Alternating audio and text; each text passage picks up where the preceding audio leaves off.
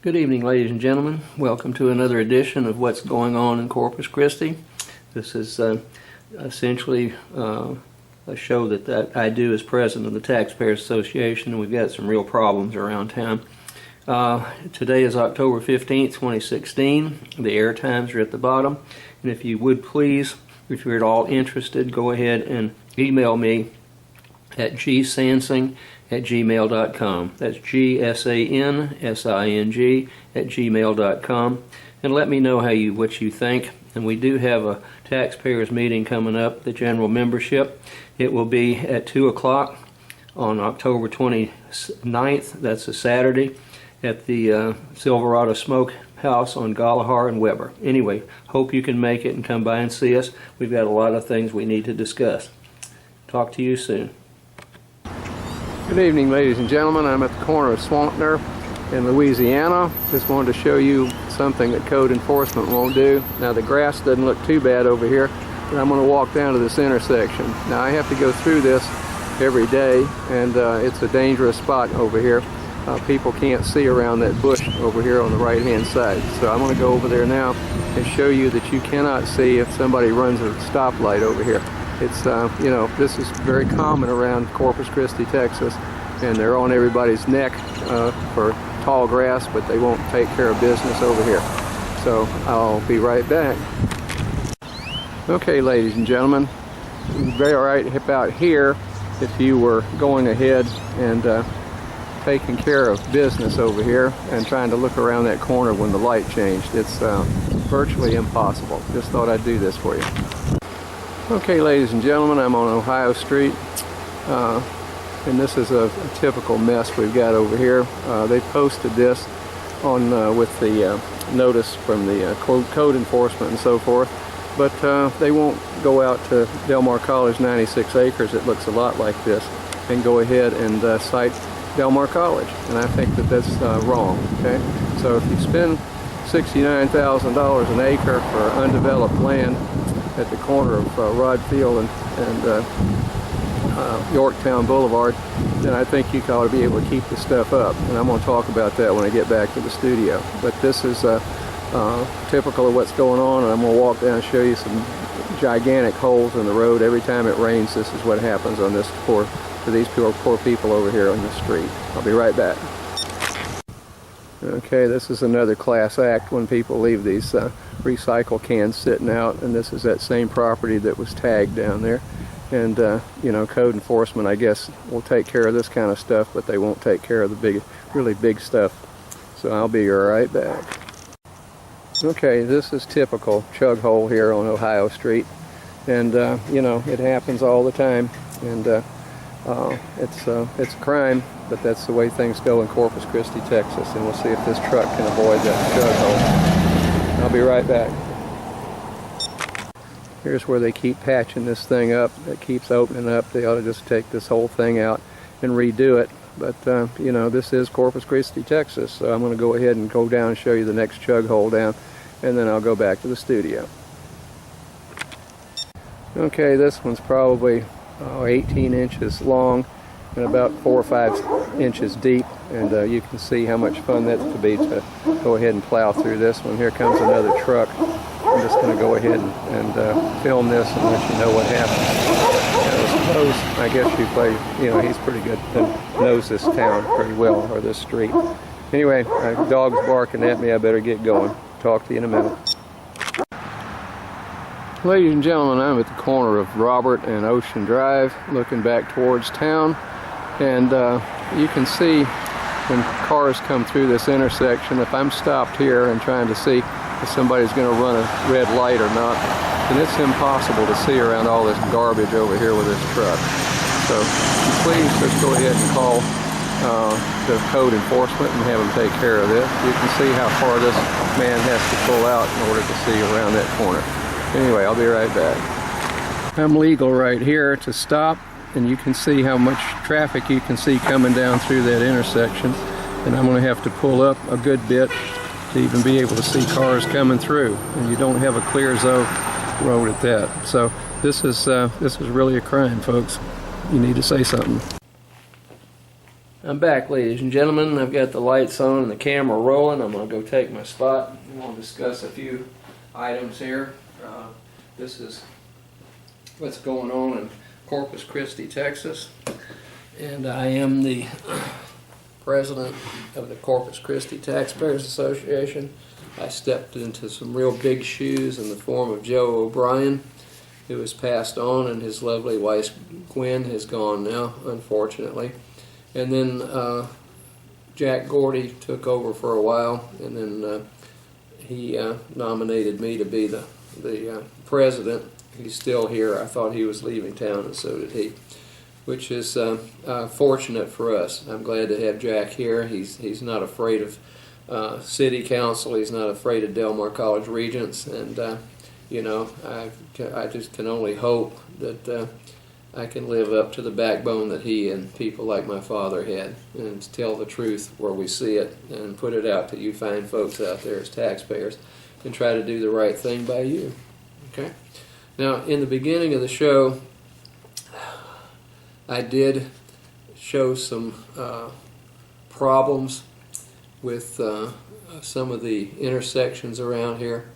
I think I went over to the blind one over there, which is on Louisiana and Swantner, on my way back from Del Mar College, and the one over here at Robert and Ocean Drive, and film those for you. And then I did not go out to West Campus at Airline, and no, it's not Airline, it's Airport and Old Brownsville Road. When you go out towards West Campus and take a left, the grass there in that little triangle is so high you can't see any traffic coming at all.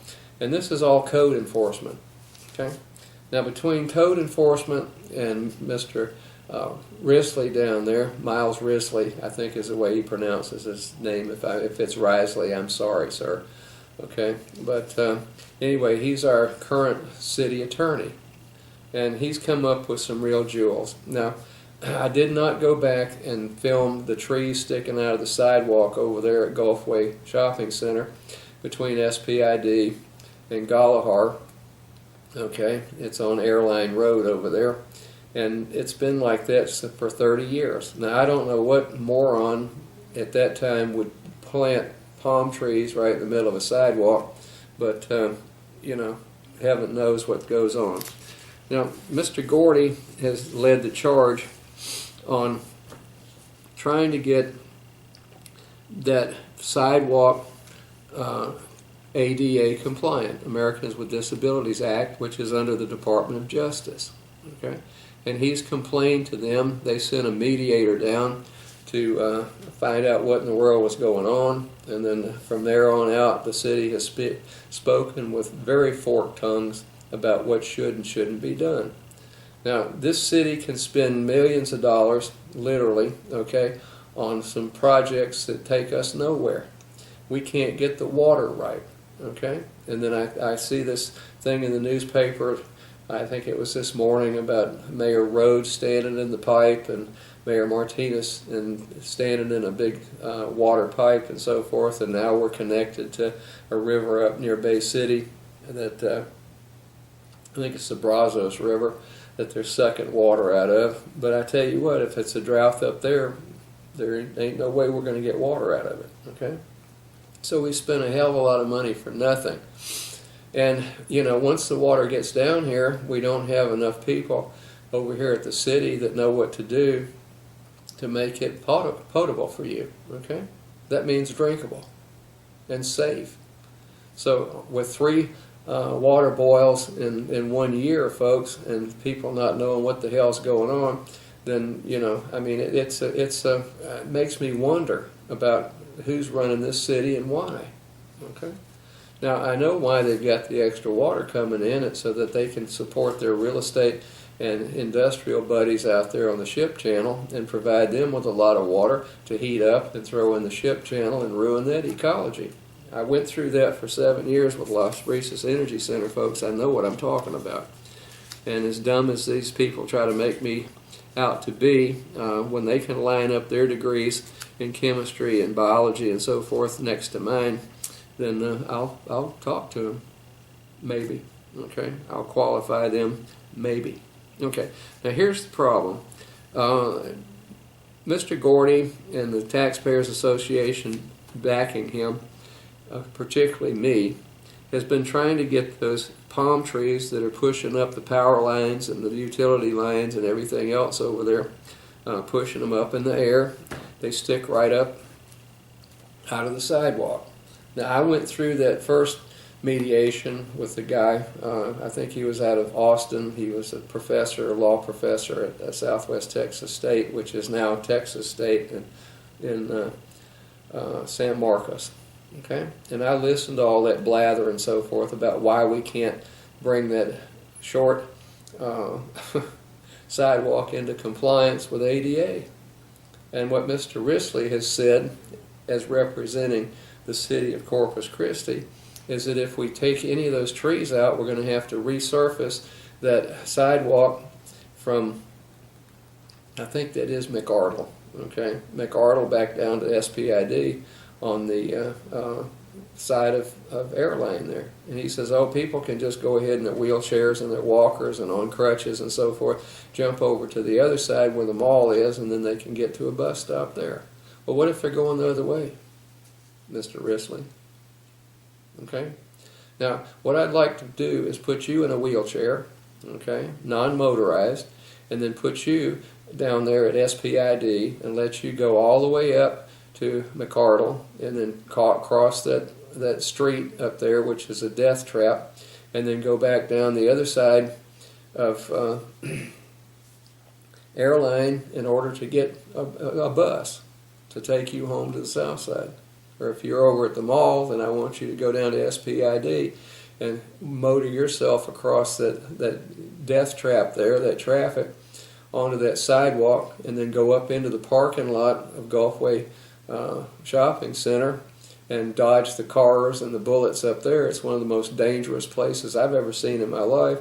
And then go on up to the bus stop up there, and then go downhill and hope you can slow that wheelchair down enough before you go off the curb and cross the sidewalk off the curb and into traffic, which is 900 miles an hour on Airline Boulevard. Okay, I want to see you do that. Now, there's only 16 inches clearance between the tree and if you're going towards McArdle, there's only 16 inches of sidewalk on either side of that tree. Okay, those trees, there are 3 of them. Now, if you try to go to the right, you've got a little embankment there, and you can't go around, so your alternative is to go around to the other side of it and run off into Airline Road and then see if you can right yourself back up. Now, you indicated to Mr. Gordy yesterday, this is the 15th, on the 14th, which was a meeting you had with Miss Aguilar, I think. She's one of the attorneys there. And let's see, our new city attorney, Rose, and Mr. Risley. And what you were told was that Mr. Risley said that he'd gone out there and looked at that. Miss Rose has not, and neither has Miss Aguilar. And I think they need to go out there and spend about 30 minutes in that parking lot where they expect people to go up there on the side of the road. Okay? Now, then Mr. Risley said that unless the tree limbs are under 7 feet off the sidewalk, then the trees out there don't matter. And he said he's walked along, and Mr. Gordy apparently asked him if he had to turn sideways with that 16-inch gap, and he said he didn't respond. Now, from iliac crest to iliac crest on me, that's anatomical. Okay, I teach anatomy physiology. I'm totally qualified to do that. I took audited gross anatomy at the University of Illinois Medical School, so I know what I'm talking about. I'm about 16 inches, okay? And then from shoulder to shoulder, I'm about 24 inches. So unless you go sideways around that, and he didn't indicate whether he had to or not, then I don't think he's telling you the truth. But I'd like to have somebody from the public ask the city council to ask him that question. Now, in that same meeting, he said that unless a limb on a tree is less than 7 feet off the road, it's not impacting that right away. Okay? Now, let me read you this. This is out of the Corpus Christi, Texas Code of Ordinances. Okay, it's section 53-264. Look it up for yourself. Trees or shrubs obstructing passage, vision, etc. on street or sidewalks prohibited. Okay? It's prohibited. It says trees and shrubs. It doesn't say anything about tree limbs until you get down a little bit further. Okay? Now, here's the ordinance. It shall be unlawful and constitute a nuisance for a person to place, maintain, or cause or permit the placement or maintenance of any plant, tree, or shrub within any part of a public right-of-way or within private property which is adjacent to the public right-of-way, such as said tree or shrub alone or in combination with any other tree, shrub, post, or other thing. Okay?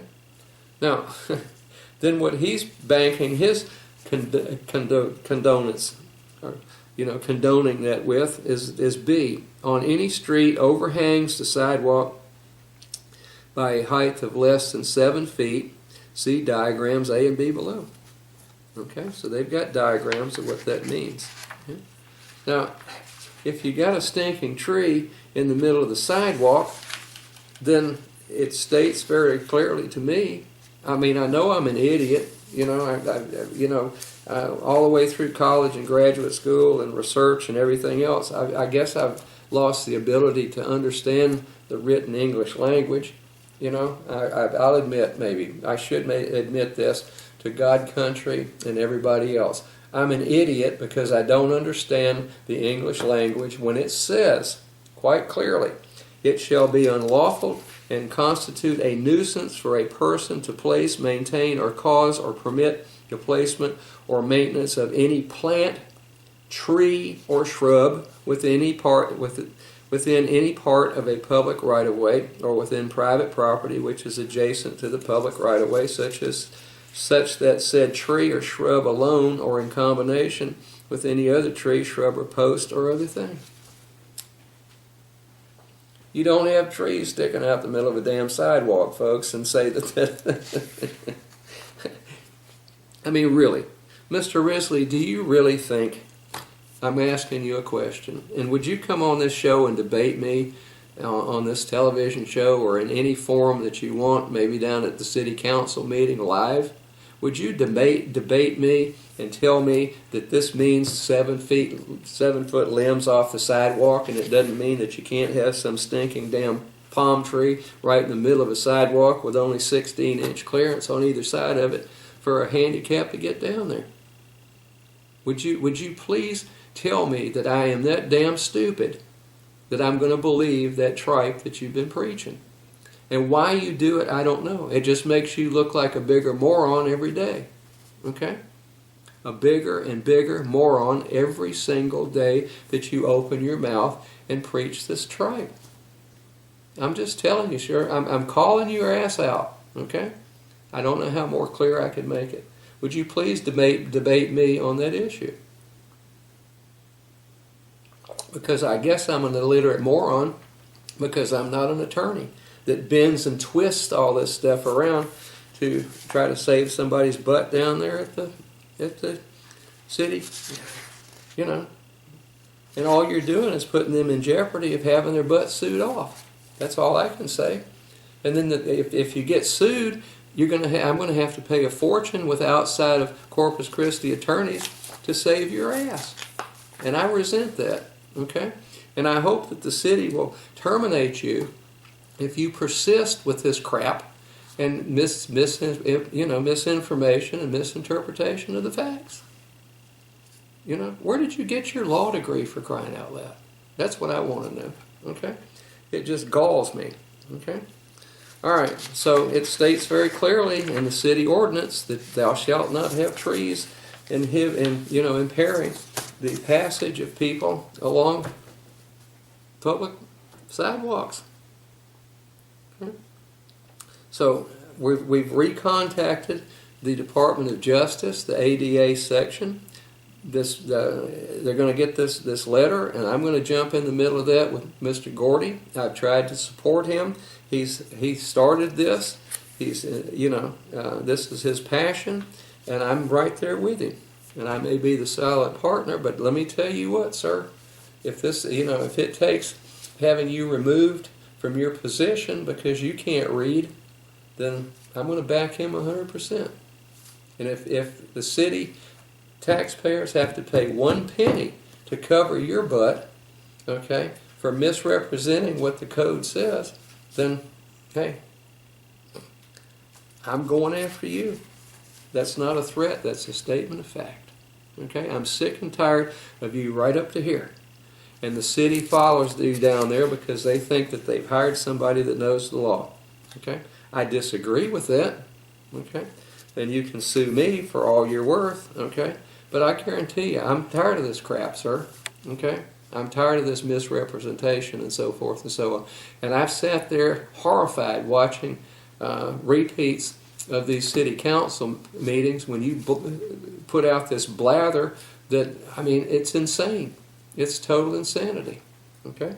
It is not right. So if you want to perpetuate that, then you keep going. And then I would like to say taxpayers are totally and completely against the south side property of Del Mar College. I do know that Mr. Gordy's gone over there and talked to everybody.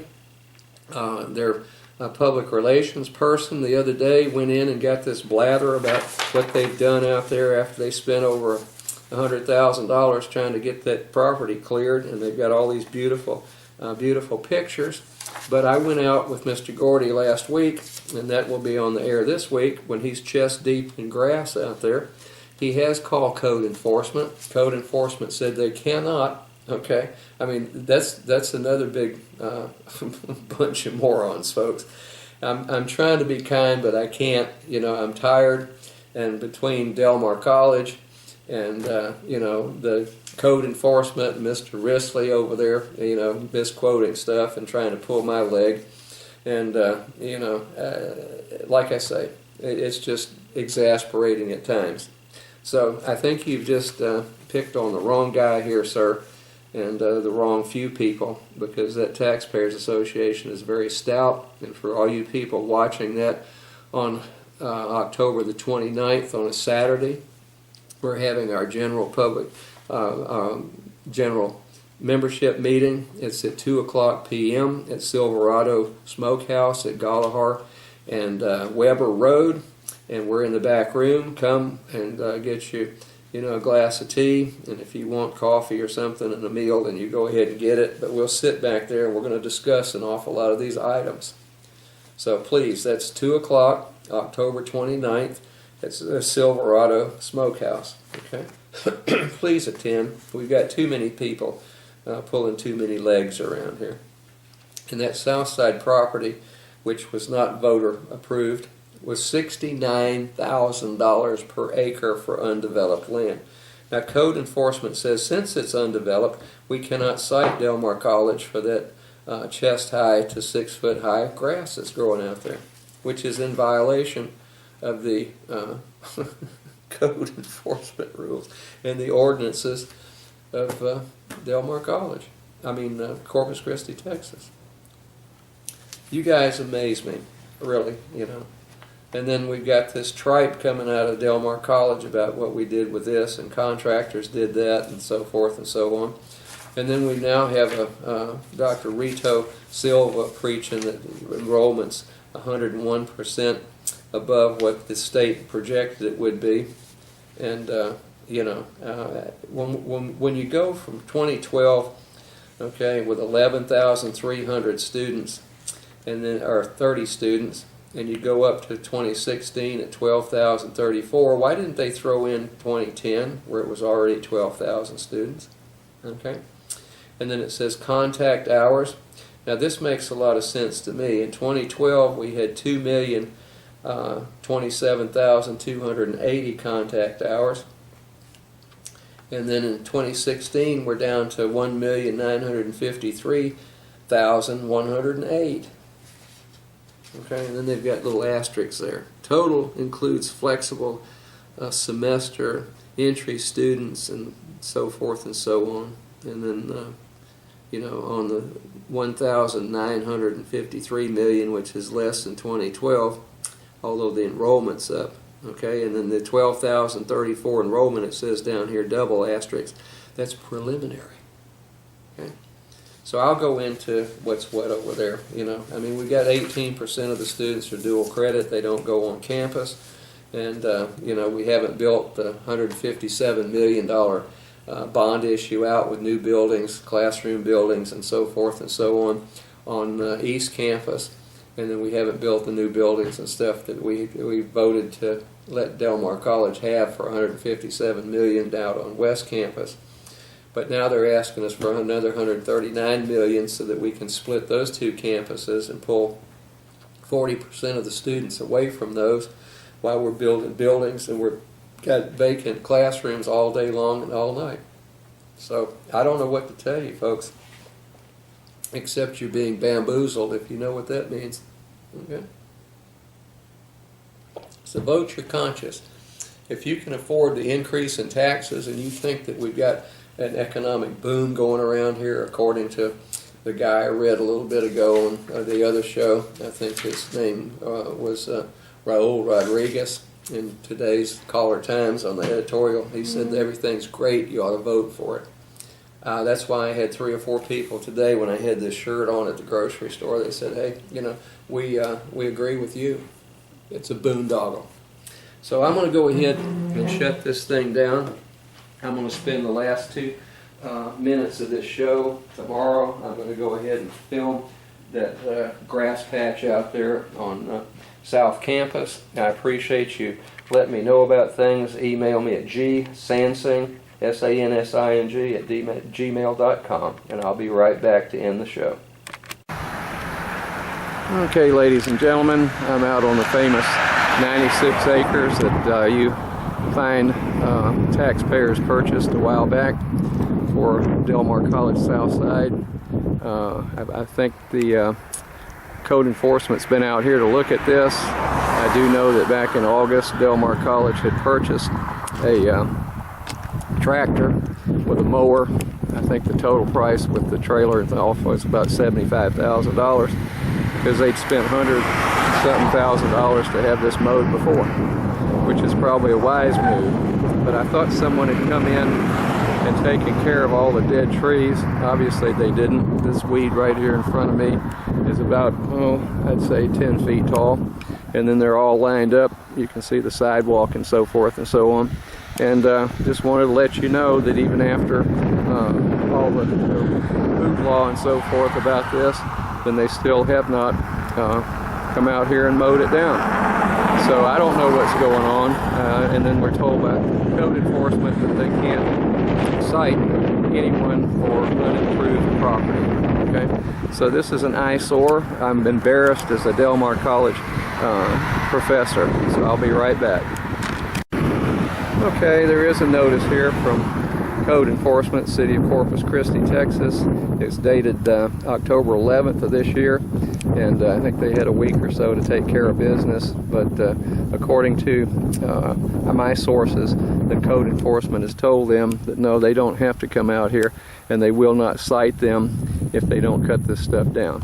So, you know, I'm glad for taxpayers' purposes that that's probably true, but still, city people,